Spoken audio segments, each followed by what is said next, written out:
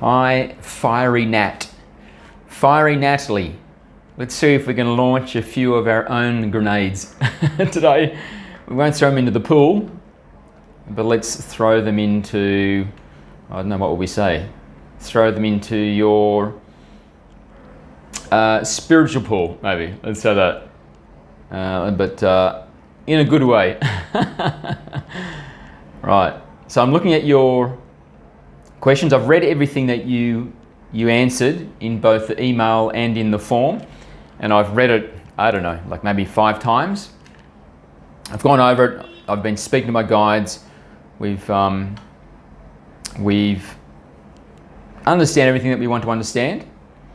So we're ready to go. But what I'm going to do is I'm just going to reiterate these questions for you at the beginning, just in case you kind of maybe forgot all the questions that you asked. So question number 1 was the fear phobia. While on my walking vacation earlier this month, a few days in, I came up over a ridge and was suddenly paralyzed with an old fear of heights. So you're basically asking, how can you release this fear? Is it essentially just the fear of physical death? Or is it something else? And would hypnotherapy be the best approach? Or maybe something else? Question 2, fasting. You love not to eat, and one of your dreams is to live entirely on prana, and you've done a bunch of fasts with your coach, but whenever you try to do it by yourself, you fail. You don't seem to be able to do it unless you're working with a coach. So you're asking, what is this about? Is there some approach you can take to ease yourself into dry fasting or alternate day fasting? Number 3, sugar. You never used to care about candy before, but then over the last couple of years you've become hooked on a variety of commercial junk foods, which I'm familiar with some of those.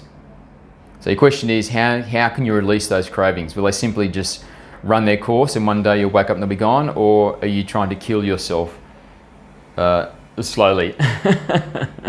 Number 4, where to live. You have your lovely townhome, which I saw the photos of. It looks like a really nice place. You've been there for 2 years. You've totally renovated it to suit your tastes. It's lovely, but you've now got the bug to travel. So you're wondering, should you stay there or should you go somewhere else? Okay, number 5, death. What do you do about your death? How do I live knowing I'm going to die?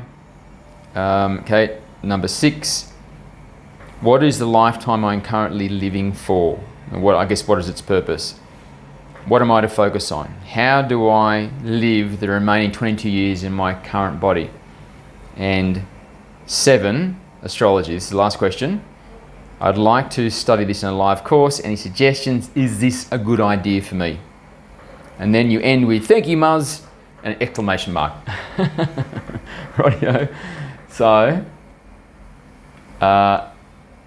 usually my guides will get to maybe sort of, maybe 5 questions. And by then it's quite long. So it's possible not all of these will be answered, but certainly the top ones. We'll get to those top ones, which is really the fear phobia, the fasting, and you stop numbering them after 3, it looks like. So I know there's 4. Where to live. Okay, so we'll get to those. And you numbered them all. Then we got the death, then what do you do with your life, and then astrology. Look, who knows? Sometimes I say we'll do them all and we don't. Other times I say we won't do them all and we do. So I'm kind of just the horse in this thing. I'm not the jockey. So let's see what happens. Okay. All right.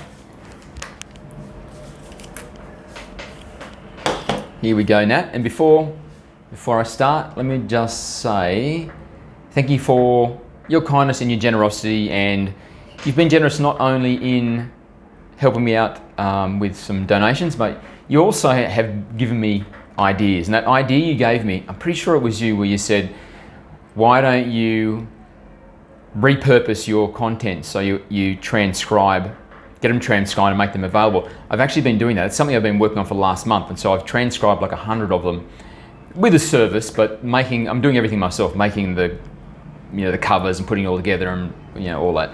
It's taken some time because I'm doing it just when I have moments of opportunity. But I'm fairly certain that was your idea. So thank you for that idea. If it wasn't your idea, thank you to the other person whose idea it was. But I think it was you. Okay, Nat. All right, let's see what we got for you. Well, here we go. Take 2, Nat. I was just starting to descend into the channeling state, and then the doorbell started ringing incessantly. No one was answering, so I assume my son couldn't hear it. I got up and realized he's not here, he's gone to the beach. And it was my Spanish teacher. My Spanish teacher had just come here a full day early by mistake. So let's go again. That's fine. That's fine. Here we go. Greetings, Natalie. Thank you for bringing to us these questions, which have a significant impact on how you shall live your life going forward. So, we are honoured that you would place such trust in us by seeking guidance on such topics. So, shall we begin at question 1? Your fear phobia. Your recent experience where you were on a high trail, trekking in Spain, and you came upon a ridge that was 6 feet wide, but not lined with any particular protection, and you were overcome with fear. And you're wanting to understand, why was this so? And how can you deal with it such that it doesn't cripple you in the way that it did in future opportunities that are likely coming your way for that type of experience? It is from our perspective that we see you have carried this fear of heights through several lifetimes, and it has been manifested as the actual way that your life ends on more than one occasion. However, it is now becoming much less prominent in your life than it has been before. There was a period of incarnations where it was a very paralyzing and central fear that you carried on a regular basis throughout your life. But as you have incarnated more and more, this has become less and less part of the self-definition. However, the reason that you were suddenly, unexpectedly, and unexplainably paralyzed by fear in the way that you were is because in one of these occasions where you did fall to your death in a sense, it was in a scenario or an environment which was very similar to what you encountered on this high walking trail. So, you were a man and you were a farm hand in a sense. It was a communal farm, and all of you worked the land together, and you sold and shared the produce amongst all. This was in the Pyrenees, which passes through Spain and France. And this is why when you came over this ridge, it looked very similar to you at a deeper subconscious level. And this struck the fear in you because the last time that you were in that particular scenario where the skyscape, the landscape was also very similar,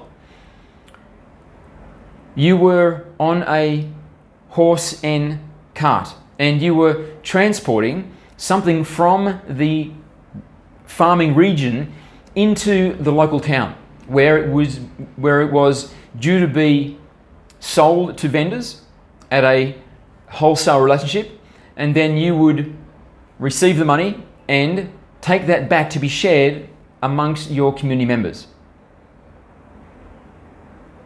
However, there was something which scared the horse, and the horse reared and bolted. And when it did, it went around a bend, and one of the wheels of your carriage went over the edge of the road. And this caused the entire vehicle with the horse and yourself to tumble down the side of the mountain.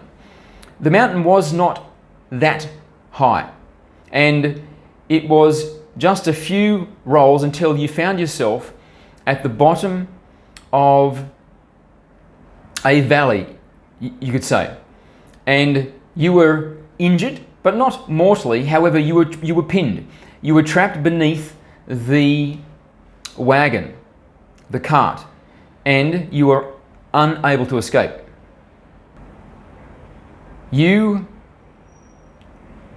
lay there for a couple of days. So you did not die immediately. Your injuries were not life-threatening. However, because you could not escape, you were exposed to the elements, and you were without food and water. So,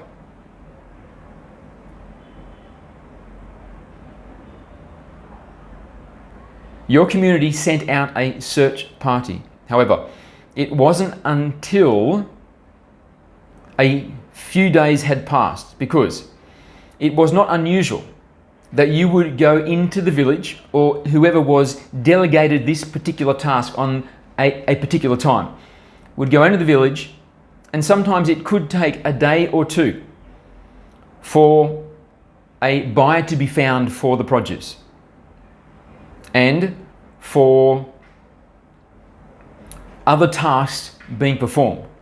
When a representative of the community was sent in to fill this duty, often they were tasked with many other objectives as well.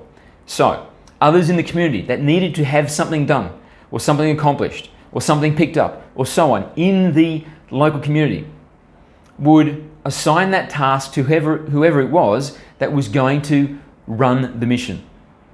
And sometimes this could take several days.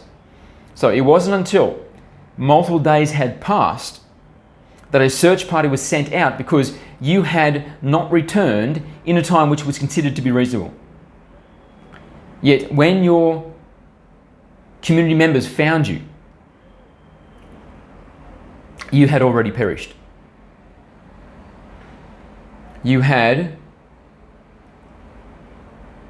died from a lack of food and water, and this was compounded by exposure to the elements.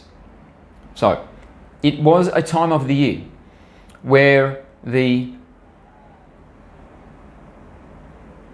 weather was still reasonable during the daytime, but was becoming quite cold in the evenings, because it was the end of the harvesting, the growing season. And there was now a transition into the colder times of the year. And as you were higher up in the mountains, it was even more so cold during the evenings. And this, in combination with the lack of food and water, is what eventually was the reason that you left the body and returned to the light. So, this is why you felt the significant fear. And as a solution for this condition, we would suggest that you do some past life regression, so that you can have the opportunity to return to that particular occasion, that particular perspective of the eternal moment, which is occurring now, as there is only one moment. Then this is to say that instead of time being linear in this way, where it is one moment following another, it is more accurate to say they are stacked like this. So all moments are occurring at the same moment. And therefore, it is occurring now from a certain perspective. And that perspective is available to you from the higher self aspect. So the higher self is able to be present in that moment as it is present in the current moment that you are watching this simultaneously.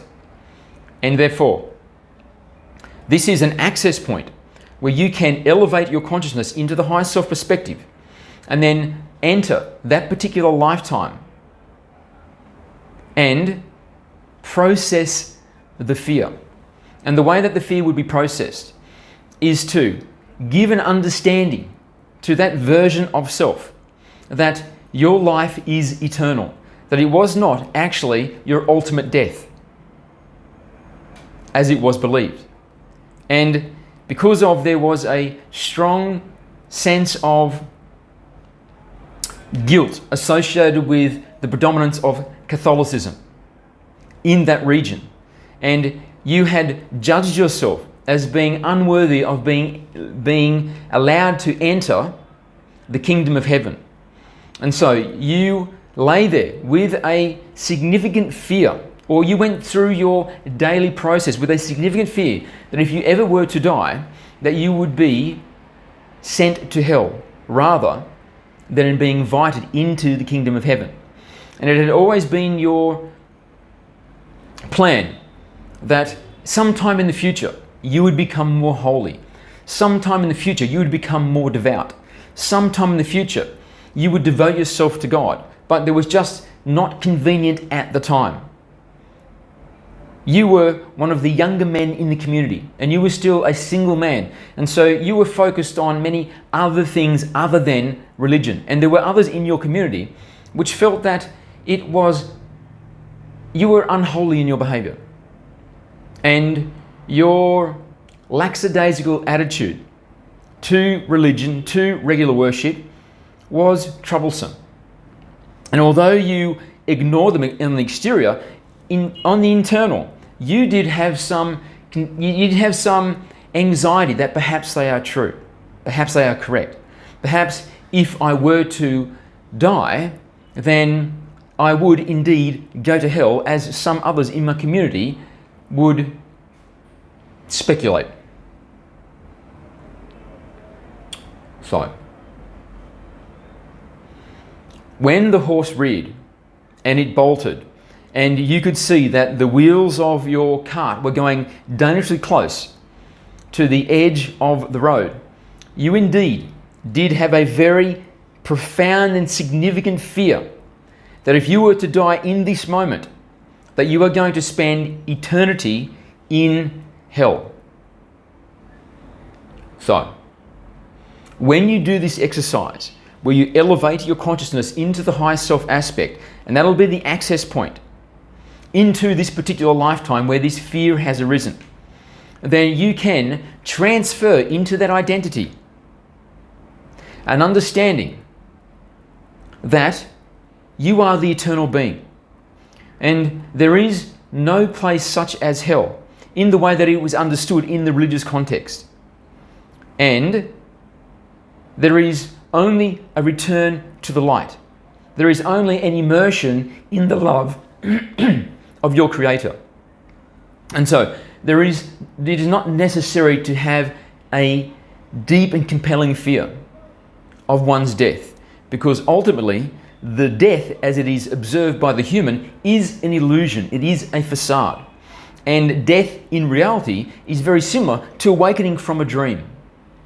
And so when you do pass from this body and you return to the afterlife, immersing yourself back into the love and light of the One, you will awaken in a sense, and in a very similar way, you will feel like you have just awakened from a dream, because you have left the illusion of the physical reality. Just as when you awaken from a dream, it is the sensation you have left the illusion of the dream state. So, what follows when one departs from the physical body is more real than the life that is lived. This is one of the great ironies which humanity has yet to discover. And as this is an aspect of you, this man who had this experience, then he is you. And you are able, through love and your connection via the higher self, to communicate that to that individual. And this will literally change each lifetime which has followed that particular incarnation. And the concept of fear will diminish. It will literally change the mindset and the belief system of each of the individuations that have been wedged between that particular lifetime and the life that you live now. And even more so, it will expand to affect all of the lifetimes that you live in your entire existence. However, those are not relevant, and that is an esoteric segue for this conversation, so we will not go there. So, what is important in this exercise is that there is a conveyance of love and assuredness. Love and assuredness. Love and assuredness. Meaning, there is love and there is no reason to have anything other than love. It is an assured sensation. There is no point in the anxiety and the fear of what is to come, what is to follow. However,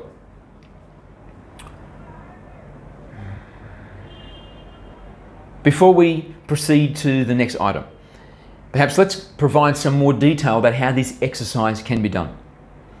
Because we are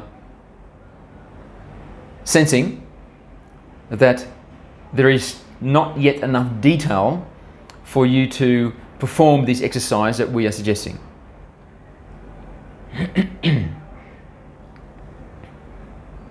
So, this is how we recommend that you do it. Go into a meditative state. And in that meditative state, when you feel that you have descended to a significant depth and your mind is silent, as in there is no internal dialogue, as much as possible. We do not expect you to do this perfectly. But the more silence and the less verbiage from the mind, then the more you are present as the higher self. And when you are present as the higher self, then familiarize yourself with the sensation of the fear you had when you came over that ridge and saw what was ahead of you, and you were filled with the terror, with the unexplainable terror. And then when you familiarize yourself with that feeling, then tell your higher self, or actually as your higher self, go into the pool of incarnations that you did, will, am living simultaneously, and find the resonance with that feeling and the incarnation where it first arose, which is this man version of yourself that plummeted down the side of the mountain, pinning under the cart. And by finding this resonance, this in a sense is the signature which will draw you into that incarnation of self at that particular period, because it is a very significant, very unique, energetic transmission that was occurring at that particular time for that particular version of you. So, once you have found that particular version, that particular incarnation at that particular moment, then transmit to them. You could say telepathically, you could say energetically, that there is love and assuredness. Everything is going to be okay. Everything is going to be fine. There is no need to have anything internally in terms of energy other than what is found on the lightness end of the spiritual spectrum. This can be facilitated with the use of hypnotherapy, as you did suggest. And so perhaps, if this is something that you are familiar with, the hypnotherapy scenario, then we would suggest that you first do this exercise on your own and see how it feels.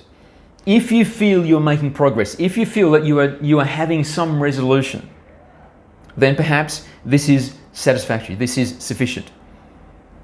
If, however, you feel that you are not making the progress, you are not making the connection, it's not quite working for you, then see if you can work with a hypnotherapist to facilitate this actual process. So to explain to them in a very similar way to what we're explaining now, and see if they can facilitate you to go through this process. When you do this on your own, understand that the platform through which your higher self communicates with you and your guides is your imagination. So it requires that there is faith, that there is suspension of disbelief. Because in your societies, the imagination is thought of as a children's playground, as a place for inventing fiction, and not a place where serious context arises from. However, this is something which is very deliberately engineered into your societies, because there is the preference of those that control you that your imagination is never utilized to its full extent, to its full capacity and power, to be an absolutely mind-blowing, powerful device. So, when you do this particular exercise we are suggesting, allow your imagination to give to you your deepest wisdoms. Allow it to be utilized as a platform by your higher self aspect, because this is how it actually works.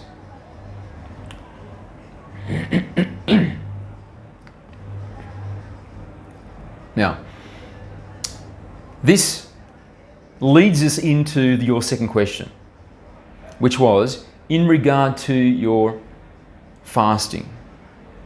So, the connection is not one which you have asked about, but there is a connection nonetheless, because on this particular occasion, when you found yourself pinned underneath the cart, you were deprived of liquid and food.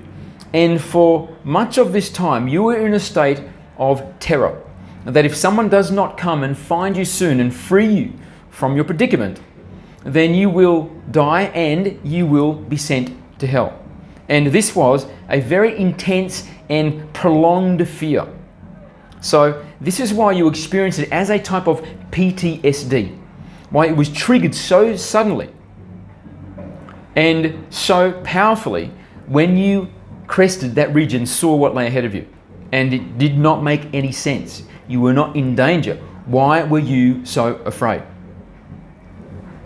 And it's because you were in a state of intense fear for about 48 hours. However, what is very curious about the final stages of this experience is when you started to become very weakened and you were beginning to give up any hope that you would be found, and you had been deprived of food and water, you started to go into a trance-like state.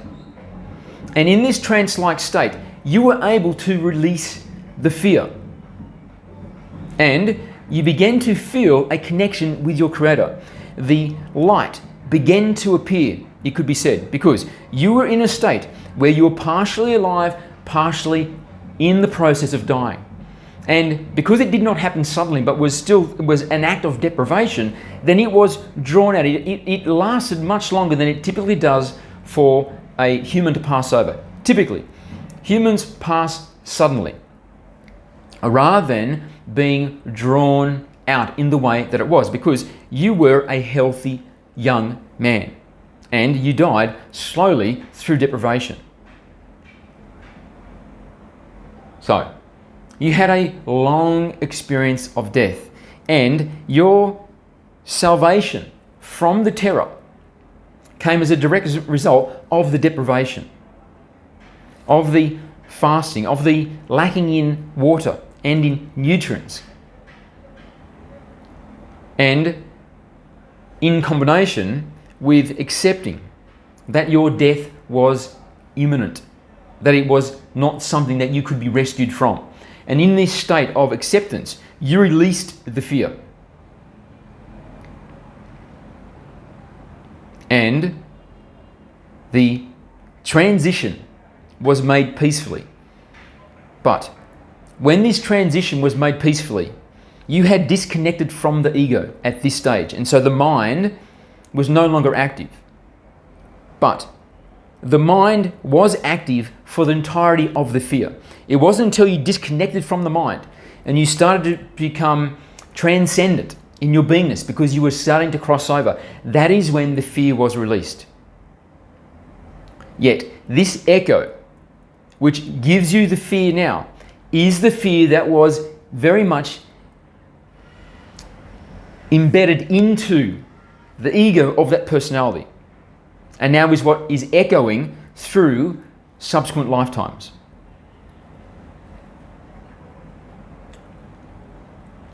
This is why you feel very drawn to fasting, to water fasting, to going for multiple days without eating, because this brings you into a state where the ego has been minimized and you expand into your extra dimensionality. So you have a higher self presence in those moments, which is the exact presence you had in the final stages of your passing over, when you had disconnected from the ego and you had fully accepted that you were going to pass, that there was no hope, that you will not survive this. It was at that moment that you disconnected from the fearful ego and you were present as the highest self in the final stages of the passing over. And that was the most blissful experience of that particular existence, of that particular incarnation. And when you fast now, that is a return in some degree, but not fully, to that state. And this is why you find it peaceful. When you are in the fasting state, you are existing more extra-dimensionally and less three-dimensionally. So you are disconnecting from the body, you are disengaging the mind. And you are elevating or expanding or transcending into the more blissful state of the highest self-presence. This is why you like to do it. This is why it feels so good. However, the mind does not like to be relegated to silence. It does not like being put aside, because the mind always wants to claim the highest spot in the identity hierarchy. But when you are in that blissful state, where you have disconnected from the body to some degree, then this is the conditions where it is very much easier to subjugate the mind. So the mind is forced into the position of servant to the highest self-presence. Fasting is a holy practice for this reason. And this is why you enjoy it so much. But when you do it by yourself, the mind is given more freedom to sabotage your efforts. It does not want you to go into the highest self-presence, where it is subjugated into silence, where it becomes less predominant in the composition of identity. And then it is, to a large degree, removed from the place of highest reverence. So it will sabotage you. It will encourage you to eat things, to break your fast, to not go the distance. Because by sabotaging the fast, it can assure itself that it will remain dominant within the hierarchy of identity. So, when you attempt to do the fast by yourself and you have the urge to consume something which is counter to the terms of the fast agreement you have made with yourself. Understand that it is not the true you that is making the suggestion that you have something to eat. It is the artificial organic intelligence which is inherent to the avatar. The true you is the higher self. And the higher self has a strong and powerful desire, as it does in all individuations of the humanity being, to be present always in full control of the apparatus. This is when you are the divine being walking the earth. When you have mastered this presence, where the top of the identity hierarchy is only the higher self. But the mind is wanting to fool you, wants you to believe that you are it, that it is you. And therefore, when it makes those suggestions, let us eat this, let us drink this, that is not you. It is not you in the expanded definition of the being which spans all lifetimes and is puppeteering or is downloading into the temporary avatar. That energy, that presence, which is downloading into the temporary avatar, is the truest designation of you in the sense of your individuality. And the body, the mind, are just an apparatus. It is a meat suit. It is an artificial, organic intelligence. So, it is not really you. Therefore, when these suggestions come to mind, just remind yourself that is not really you. You are the highest self presence, and the highest self wants to be in the moment, and it can be to the greatest degree when you create the space. And the technique which you have discovered works very well for you is when you go through the fasting protocol. So, just put those suggestions the mind is making out of mind. Ignore them. Understand it is not really you. It would be more accurate to say it is a battle for dominance. It is trying to claim its ownership of the apparatus. Because that is because at this stage of humanity's evolution, the mind is still not understood for what it actually is, and therefore it is misused and allowed to claim way more autonomy than the design intended.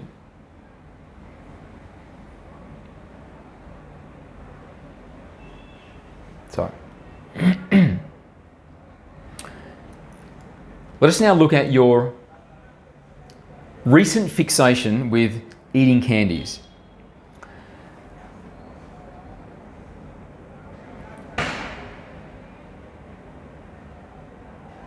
As we see it, your fixation with eating candies is because you are appropriating or you are mimicking the neurochemistry of closeness, of affection, of togetherness, of unity, of love that is usually shared with other people. It is not by coincidence that you started to have an increasing interest in consuming these foods beginning during the later, very final stages of your relationship, where there was a growing distance between you and your partner. And so the energetic exchange that you had shared with that man over many decades was now coming to an end. And so this means that there was less availability to you. You were being nourished less by the love and affection of that particular man. And this left a deficit within self. This left a sense of wanting, of longing, of feeling not quite complete. Perhaps you rationalized this, perhaps you did not. And also, because of the age you are at, you are at an age where there is a softening of the heart, and there is a greater capacity to be demonstrably affectionate, to love and care without condition. This is the natural evolution of each human being, and particularly of women. And this is why women that have made the choice to have a family are very devoted to the grandchildren, because it is such an organic match that the children who are open receptacles of love are a great match to women who are reached the point of their life where they are very softened in heart and very gratuitous in their love, can be together and have an exchange which feels so right. This is not a criticism, and this is not to say that you have made some error. We understand that not all beings choose to have offspring. It occurs in our societies as it occurs in yours. It is just choice. It is a free will paradigm, and we do not have any judgment of this.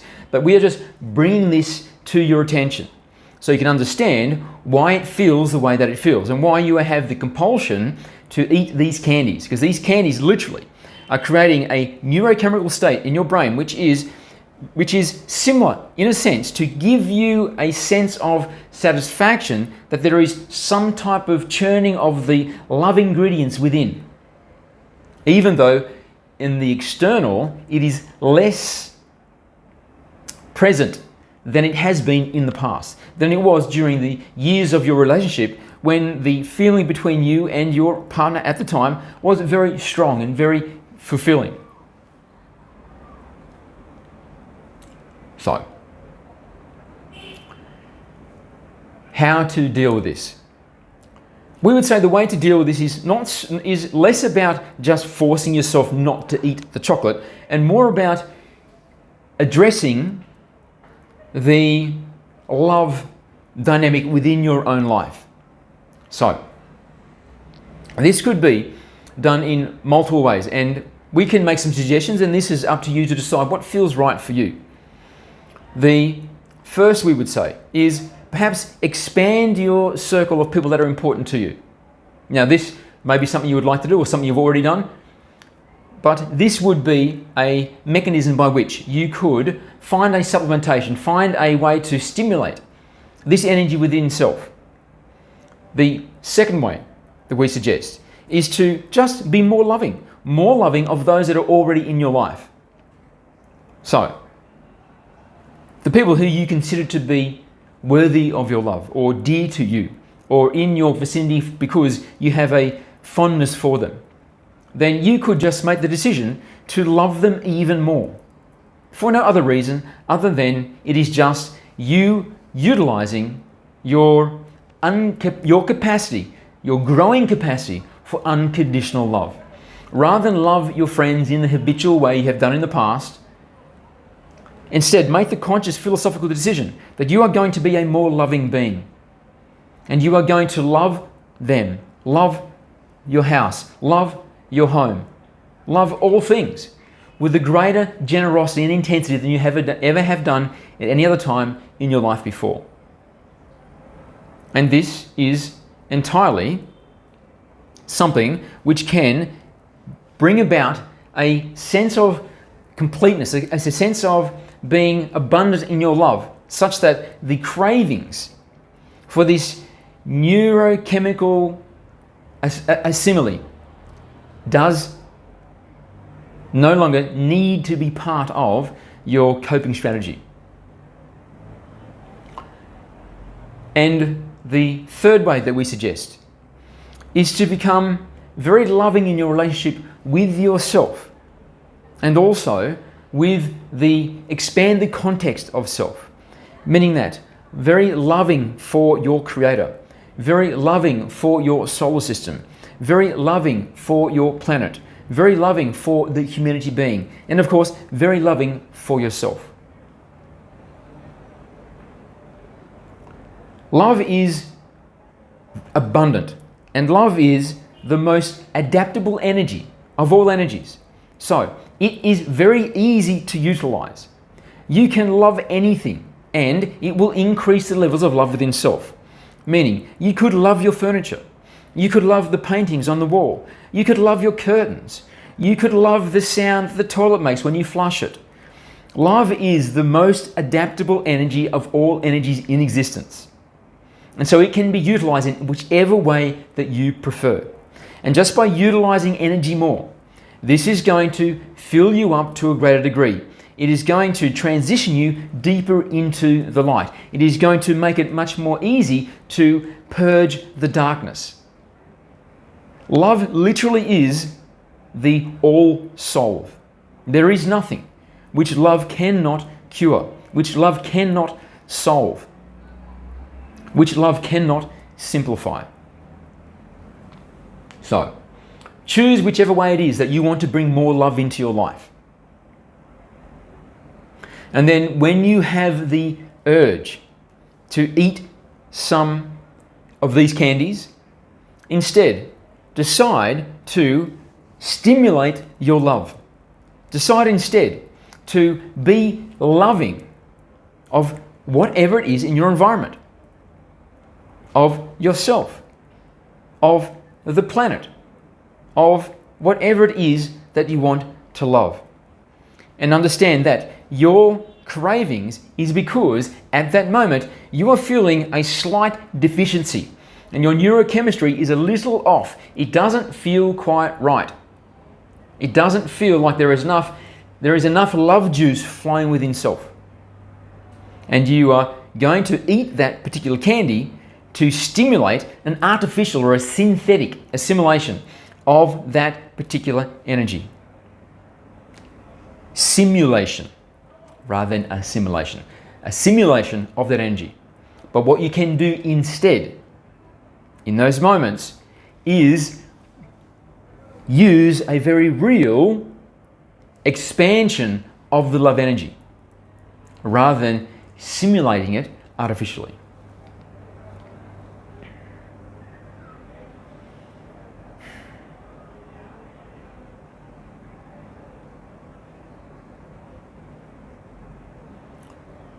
Regarding your newfound desire to travel and perhaps even live overseas, we would say, yes, living overseas is something which is possible. We see could be a good thing for you, but we would suggest rather than making the decision that you're going to go and live somewhere else, we see it makes more sense, particularly because you do not have a partner and you do not have a nuclear family, that your house, your home that you have now is a very strong and useful anchor point of your energy, because you are not anchored into children, you're not anchored into grandchildren in a family unit in that way, but it's still very useful to you to be anchored into something which you love, and you love that home that you have decided to live in and that you have decorated to be exactly as you want. So we would say keep that as part of your life. So there is something which is very dependable and very central, which you know is still connected to your love and that you can return to. And then from that strong base, travel to the different regions of the world that you would like to visit and see if you find a place which feels just right. See if there's a place that you go to, when you get there, you think to yourself, this is kind of perfect for me. The climate, the people, the culture, the food, the environment, it all feels so good to me. I could live here. And then once you have had that sensation, return home and decide to come back with an extended stay. And perhaps maybe do that once or twice. Come and stay for a couple of months or 3 months or 6 months until you have spent enough time in that location where there is of course going to be challenges that you will face as the single traveller. But once you have convinced yourself by being rational and sensible and intelligent that this actually could be done, then that it would be more of a sensible strategy to make the move and perhaps relocate on a permanent basis.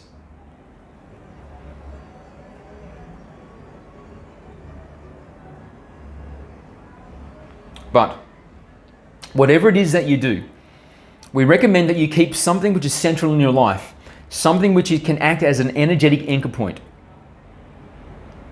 which feels safe and secure, and your connection with it is endowed with love. It is a connection which makes you feel safe, that everything is fine. Keep something like that in your life. And in the time being, we would say your current residence. And if you were to make this move, perhaps on a long-term basis, then again, we would say find a similar sensation in another place. And it can be the next hub of your expansion into the world. But still, it is the anchor point which you can stay connected to, so that it gives a sense of security and meaning to the way that you're living your life.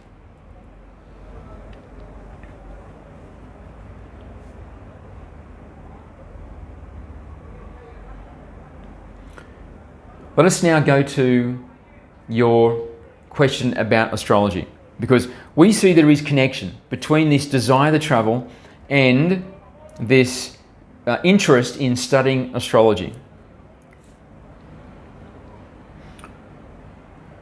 What we see is that you are very eager to expand. You are very eager to become more developed in your extra dimensionality. And through this expansion in your extra dimensionality, by develop, we mean that you are becoming a being that is utilizing more the supernatural gifts, the supernatural abilities, which lay dormant in the biotech of all humans. And this is something you are feeling there is a calling towards. And so your desire to learn about astrology is very connected to this. But because you have an analytical mind, that you have a mind which made you very, very efficient and successful in the type of work that you did. And this desire to do astrology is a nice segue, or is a nice connection, because it is partially of the technical, of the analytical, and also partially of the ephemeral, of the nebulous. And so it is a type of discipline which allows you to achieve a balance where it does not feel like you are being indulgent in a fantasy way, because it does have substance. It is an ancient discipline. And yet at the same time, it is allowing you to explore these ephemeral, extra-dimensional, esoteric aspects of what is possible for you. We would say, rather than making the decision to dive into your astrology now, assuming that this is going to be some study which takes a significant amount of time. So if perhaps it's a course and a storyline which takes some time before you become proficient to your own satisfaction. Perhaps with the travel that you are going to do going forward, perhaps travel to regions of the world where spirituality has been practiced since ancient times, and see what else there is which you could be experiencing, which you could be learning, which could appeal to you in a way which makes sense. Perhaps even more so than astrology does. Because there is much yet to be discovered by you. You are really beginning this piqued curiosity of expanding into your extra dimensionality and becoming more a being of the non-physical, of the spiritual, and less so a being of the physical. And that is why you're here having a conversation with us right now, because this is artifact of this burgeoning desire within you. So, rather than making your decisions now before you've had an opportunity to see what is out there, to turn a phrase, we suggest that you perhaps go on some spiritual pilgrimages and go to some regions of the planet where spirituality has been a central focal point of the cultures, and there has literally been a class of individuals within these societies who have devoted their lives to spiritual pursuit. And it is with such reverence that in those societies, the rest of society are willing to be supporters of that, are willing to contribute to them in a sense of charity, so that they may expand into their spirituality.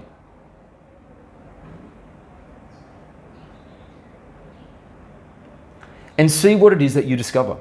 See if you discover some disciplines or even some variations of the astrological phenomenon which appeals to you more, which has a greater resonance.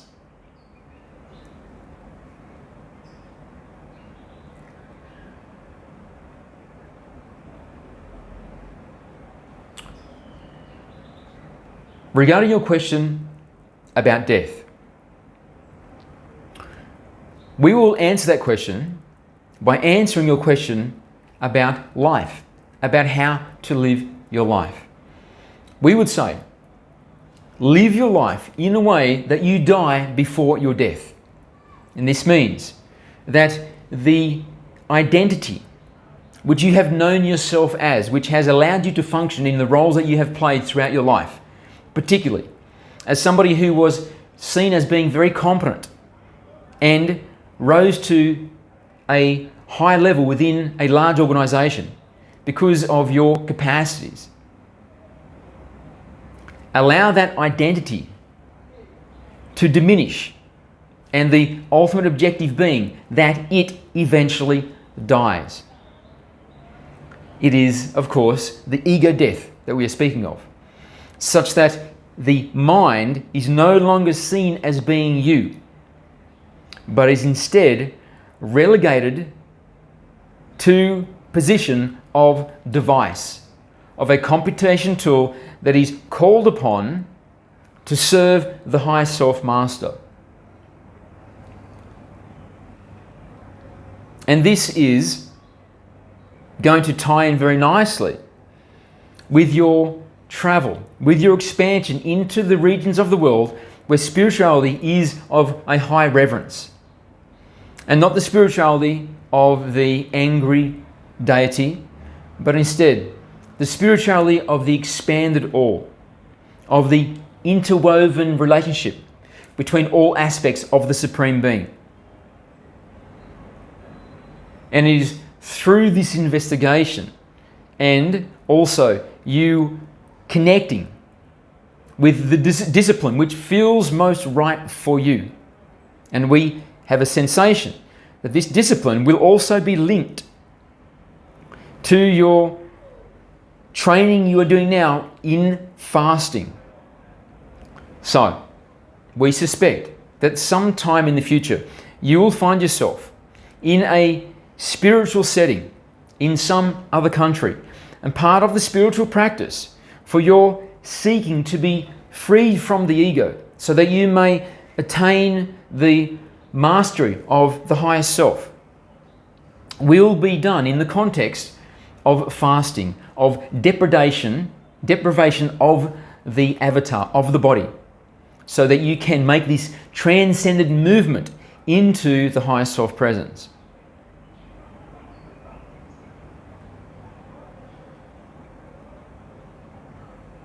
By answering these questions about life and death in a more practical, less esoteric way,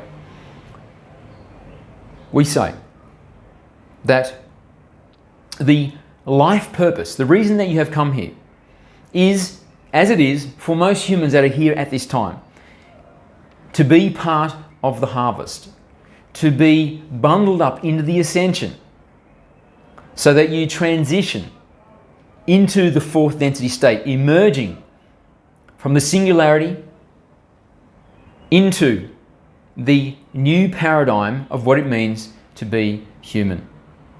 A awakened component of the group being, the humanity being. This is why you are here. And the journey towards that can be very varied. There are many paths which lead to this destination, but the primary goal is to become a being of a very high vibration.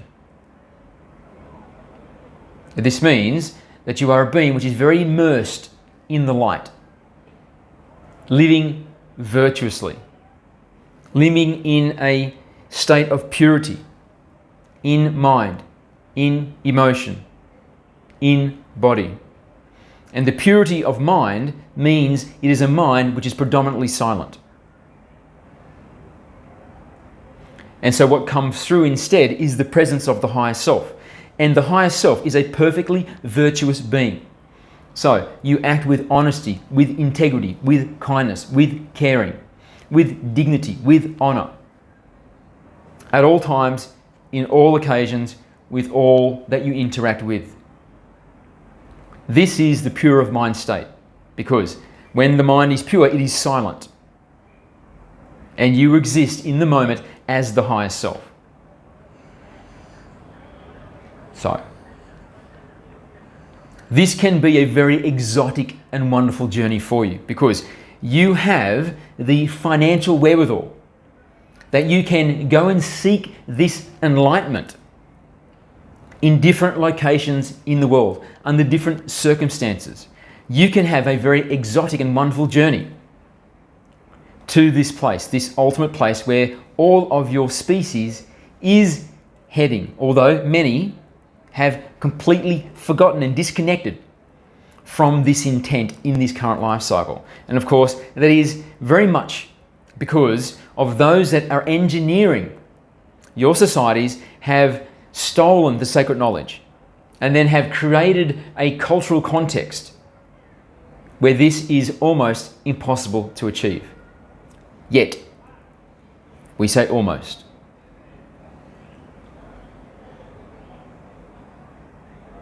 So, choose the spiritual journey and live it with the integrity of intent. And you will find that life will very naturally sweep you up in that direction. And with great perfection, it'll all unfold in a way which makes sense, will be so serendipitous that you will know it is right. And regarding death, your death, you understand by now that you do not actually die, that you are the eternal being. And it is your individuality does not cease to be until you coalesce back into the ultimate identity, which is the one. But even that is an exercise of free will. It is still your choice to make the decision to never cross that final threshold and be coalesced back into the one. Yet, although it is a choice, it has never been chosen. Because by that stage of your evolution, of all beings' evolution, they are so cognizant that they are the one, that there is no loss. It is just a confirmation of that which they already understand as themselves, to be the one. So, your death is not real. This life will conclude, but in its conclusion, you will in a sense be born again. You will awaken from the dream and you will have the sensation, oh, that's right, this is reality. Just the same as you do when you awaken from the dream. So, any fears which are held about the death are unwarranted. And those fears, in fact, will do nothing positive other than to manifest the conditions of which you are fearful. Whether it is to die in a particular way, or whether it is to die earlier than you desire, these will be made much more likely to occur if there is any fear of death. So, understand, you are the eternal being, and you cannot be touched by what occurs here. You are entirely invulnerable to what occurs in the illusion, because you are outside of the illusion. That is, your higher self aspect, the energy, the presence which animates the flesh suit that you see in the mirror and know as Natalie Anderson. It cannot be touched by anything which happens to this version of you. So, when you shift your identity into the higher self presence, then fear becomes a redundancy. It becomes something which makes no sense at all, because it is like operating a hand puppet. And then in the story, the hand puppet dies. But you, the operator of the hand puppet, you have no fear of death. You understand it is just a puppet that is in the illusion of the story which is being told, that is dying. But you, the puppeteer, are not affected. You do not die. You carry on. And therefore, why would the puppeteer be afraid of the death of the puppet? And this is a wonderful metaphor for exactly how it works.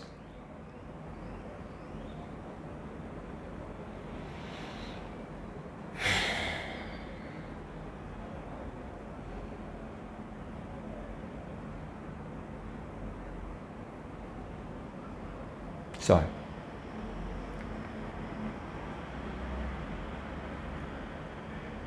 we hope that this has been insightful for you, Natalie. We feel that you are on the verge of a next level of discovery. But this next level of discovery will be more difficult to achieve if you do not develop a sense of love within self.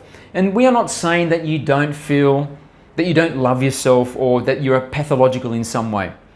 But what we are saying is, the way that humanity typically evolves is when beings reach the later stages of their life, or the second half or the third chapter of their life, then they start to contemplate themselves in an extra-dimensional context. This is a very natural presentation. And this is why often it is in the later part of life that people are drawn to religion, are drawn to spiritual practice, are drawn to a homage of nature and so on. But this is typically done from a launching pad of a network of love, which has been sewn together over decades with their own nuclear family and the extended family. But because of the conditions of your life, which you have chosen, and we have total respect and admiration that you have done it the way that you've done it, this is entirely your choice because it's a free will paradigm, and many of the greatest spiritual masters to have ever existed in the earth context were also single individuals that had made the philosophical choice to have a relationship with the expanded aspect of self and their creator, rather than a partner and forming a family. So, this is not a condemnation, this is just advice. Because you do not have that launching pad, that network, then it is important that you are mindful of that, and you instead create a launching pad of love on your own terms, by your own design, and use that. So the easiest ways for this to be will be to maintain a permanent residence which you have an absolute fondness for. And we would even suggest create a shrine within your home, and let that shrine be the beating heart of your home. Consider it in that way. And this beating heart, this place of greatest love within your home, the shrine, it can be the way that you commune from your residence, from your abode, with the greater aspects, with your creator, through that location. And so that location will take on the energetic quality of the loving heart of your residence. And also, be more gratuitous in your love. Decide to be a more loving being. Love everything about your life. When you are walking, when you are sitting, when you are talking, when you are looking, whatever you're doing, decide to do it with greater love. Literally, love everything. When you look down at your feet, love your toes. When you look out the window, love the tree. When you go into your bathroom, love the shower curtain. Love the shower door. Whatever it is, just to be a being which is very gratuitous and generous with your love for everything and everyone. And this will make a launching pad of your own, so that you can explode into the adventure of the spiritual pursuit, which can be done exotically because of the conditions that you have created through your own brilliance and pursuit of excellence. And you can arrive at the place that you are heading in a way which is very fulfilling, very exciting. And the end point, the place you are heading, is of course the ascension. But that will all depend upon what type of being you are. And so therefore, when we say this, the end point you are heading, we are saying you are heading, the end point is to be the virtuous being. To be the being that exists primarily as the highest self-presence. And therefore, is very demonstrative of those qualities, of that purity in all that you do and with all that you engage.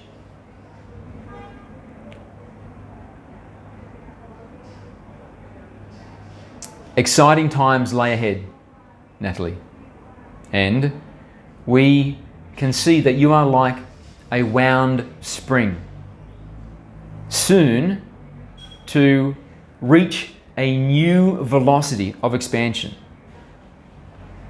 And it is with excitement and anticipation that we shall be on the sidelines, watching as it unfurls. Thank you, and we love you.